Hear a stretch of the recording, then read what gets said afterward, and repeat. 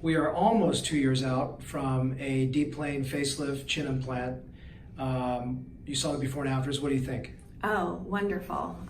The differences are more than I would have thought they would have been.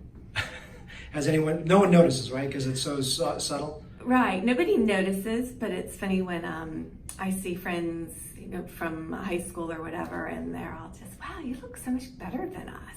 Yeah. Good. Can't put their finger on it, but yeah. The recovery wasn't too bad, or? No, recovery wasn't bad at all. I think I had the procedure done on one of the weekdays, and I was out that weekend. That's awesome. Well, I'm glad to hear that. Thank you.